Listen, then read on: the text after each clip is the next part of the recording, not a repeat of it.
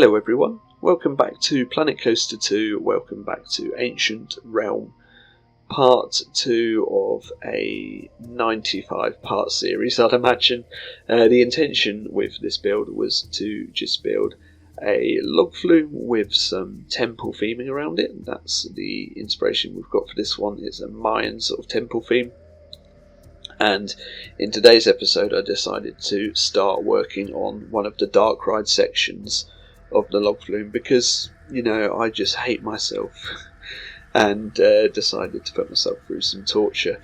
Now, it's been quite a long time since I've done anything like this in Planet Coaster 1, so I'd forgotten quite how time consuming it is to realise that you have to work on the outside wall and the inside wall and make sure that nothing is clipping through, and you'll see what I mean when I get to the area. I do apologise, by the way, for my sound, the sound of my voice today. I have had a cold. I'm getting better now, just a minor sort of cold, but yeah, my voice is horrible and nasally, so I do apologise if you can hear that coming through. Unfortunately, there's not a lot I can do about it, and I want to get this video out, so I've got to do some commentary for it to explain what the heck I'm doing. As of yet, we haven't got to any dark ride stuff. I'm just doing a little bit more work on the facade at the front of the building. This is just to hide some of the log flume structure and stuff in the background because I want it to be all mysterious from path level for the guests. And here I'm just working a little bit more on the queue line as well. As we come through here, I'm sticking on some vines and some nets. Found these quite cool nets that worked quite well, and with the custom bushes and vines and stuff. Then I end up removing some of them because there's just a little bit too many of them there.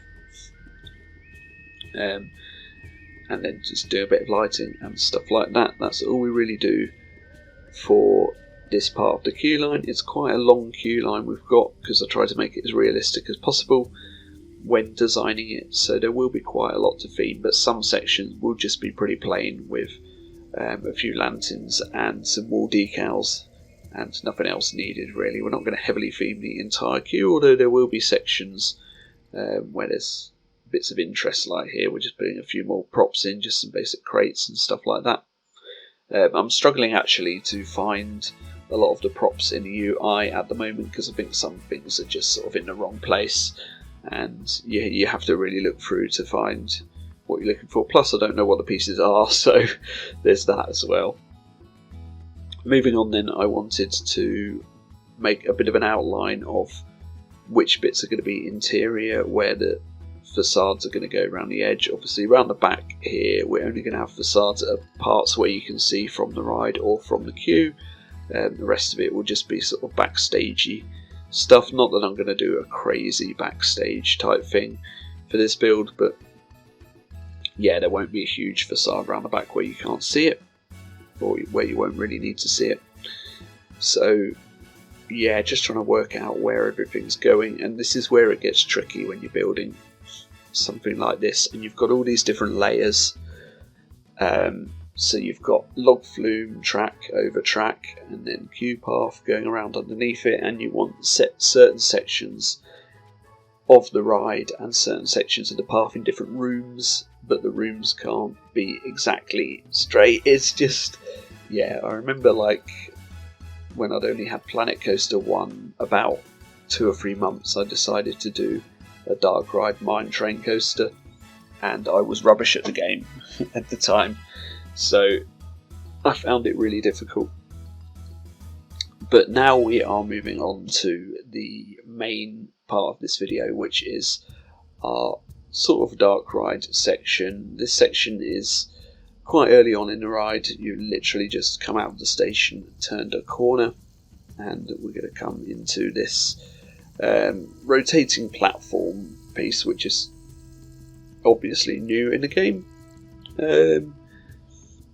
It's kind of a pointless piece on the log flume. I don't know, I suppose it can be useful, like how I'm making use for it here, because it's a section where it stops and then you can have a little scene which I'm going to build, and then you turn and continue. But I also discovered at this point that the log flume POV is terrible. That's another rant for a bit later on. But let me explain exactly what I'm building here first. So this is a small scene that I just envisioned would look kind of cool. I wanted a sort of Buddha head to come out from behind a doorway. So the doorway opens up, the Buddha head moves forward towards you, and then some fire comes out. And that's basically what it is. It's about 1.5 seconds.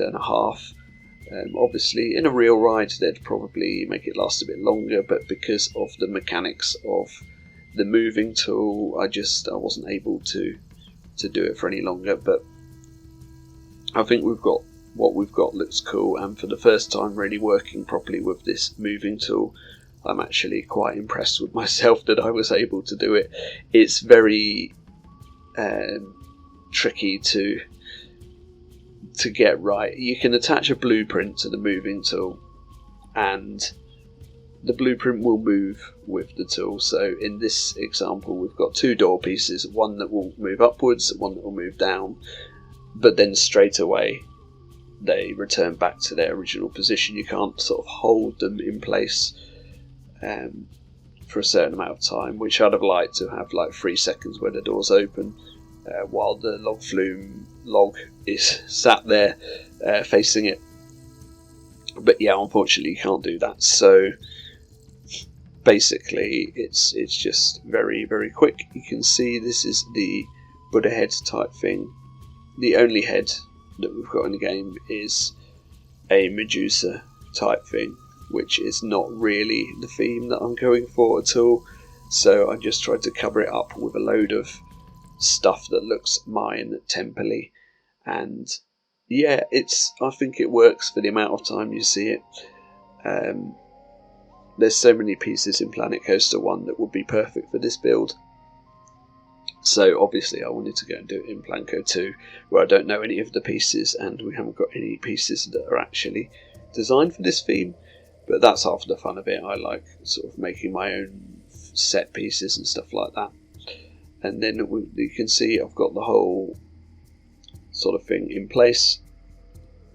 I think what I really struggle with actually with the movement tool is attaching things to it, and again I think that's just part of the clunky UI that we've got, because you'll stick a blueprint to it and then it'll be the wrong way around, and then you can't change it, and yeah, it just took me ages to work out how to do it, but it worked out in the end, and I think for a first go it's pretty impressive actually. It's probably the most creative that I've got so far in the game, trying out something like this. I did watch a couple of tutorials. I think Wix did one on YouTube just to see how the heck to use these pieces. So yeah, thank you for that. That's a very helpful tutorial. And yeah, I'm going to be using the movement tool more later on in the build, not in this bit where we're gonna do 2 more doors the same as these ones, but I want to try and do some spinny roundy stuff like some cogs and some gears and stuff. In fact, I have already had a go at building some of them and just stuck them sort of out of view for the time being, for a different section of the ride. But yeah, for now I've got all this in place, so I just wanted to finish off building this section of the ride. So there's some cool pillars. I really like these pillars actually. I think they're off the Viking set, but I've used them quite a lot on all over this build so far. But it's the texture. I think for me is finding things with the right texture for what I'm trying to build. And for this build I wanted things that felt like they were made out of stone. So there's loads of wood pieces in the game, but there's only a select few sort of pieces with a stony texture, or a select few that I could find that were sort of right for the build and could be scaled to the right size and whatnot. It is nice now to not have to think, oh, I like this piece, but it's far too big, I can't use it.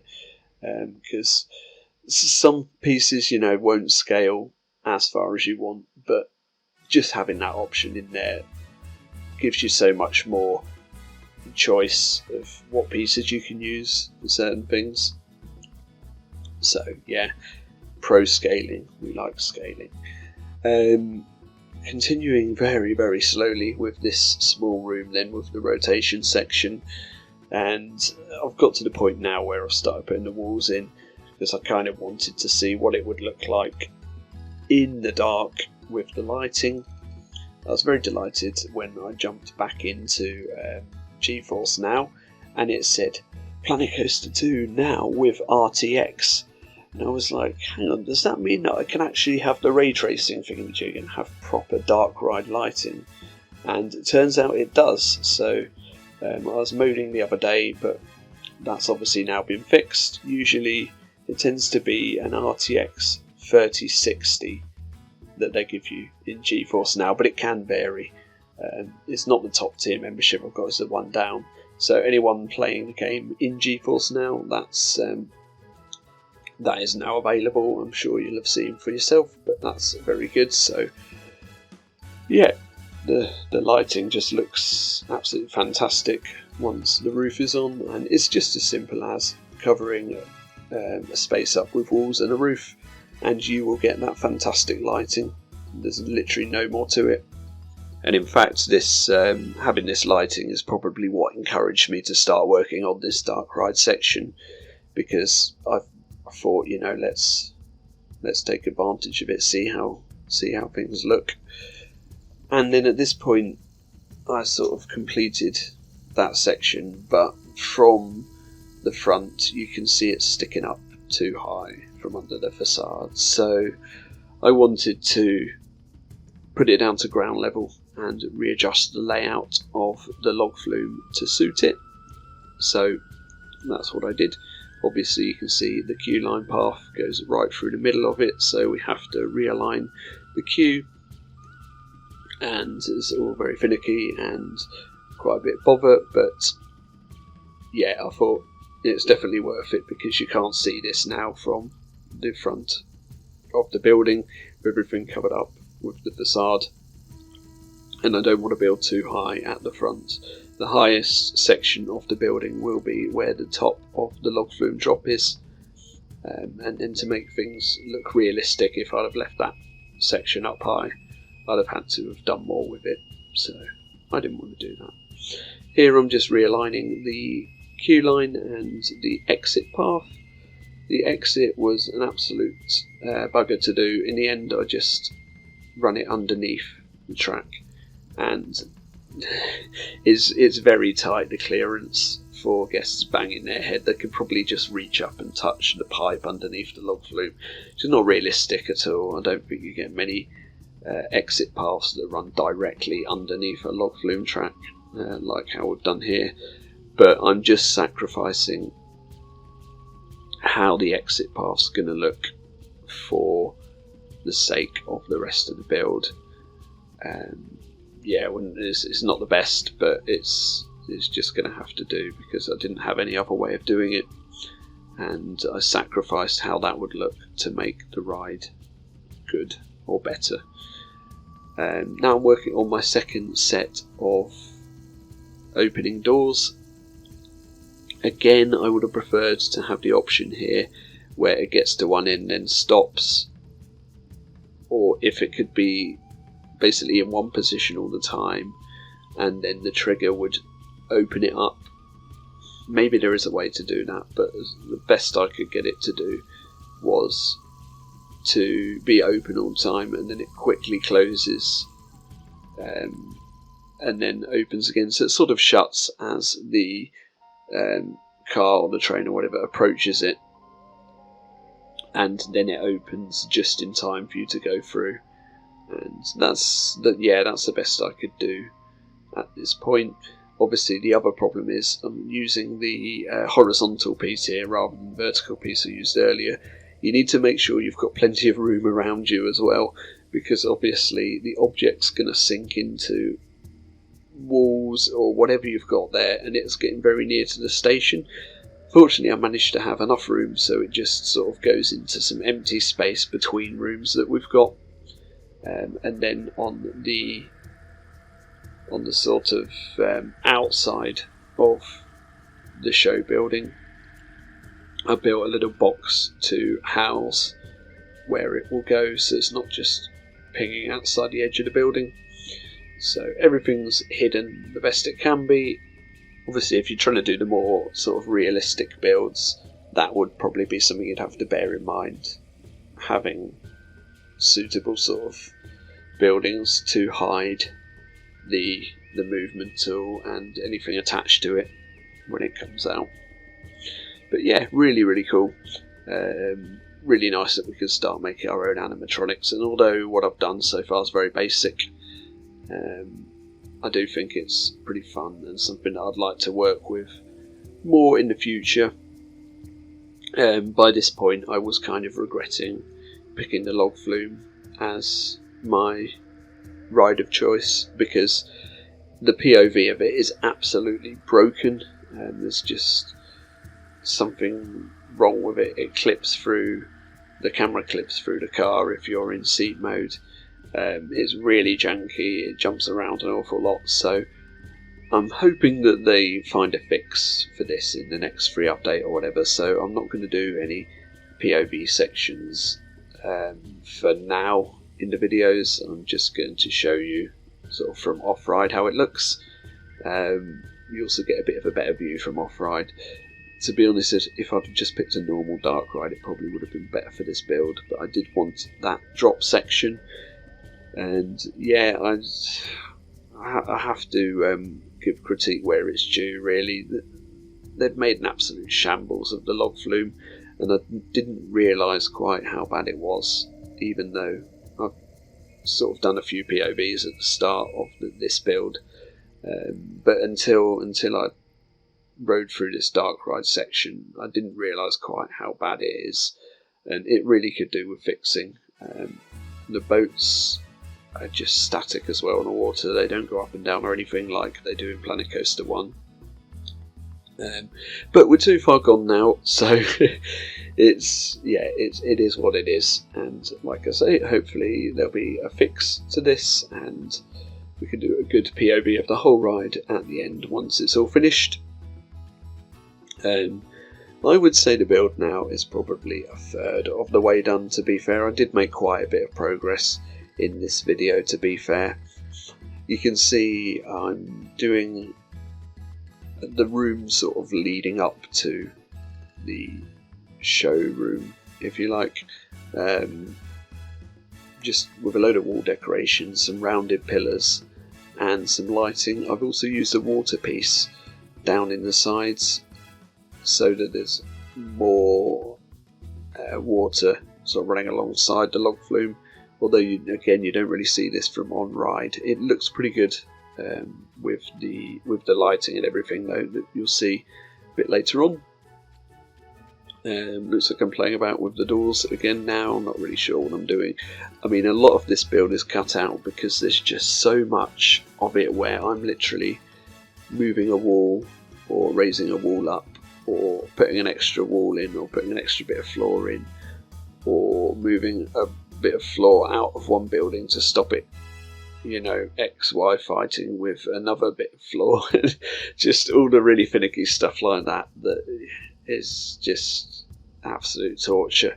If I do another dark ride or anything else like this with an interior in the game again, I'm going to make sure that I build smarter, not harder, and just do it one bit at a time, and try and not have paths and rides overlapping and stuff, because it just ends up a nightmare. But I managed to cram everything in together in the end, and just finishing off here really with a bit of foliage and some extra curvy walls, and that's it for part 2. So thank you for watching, and I'll see you all in the next one. Bye bye.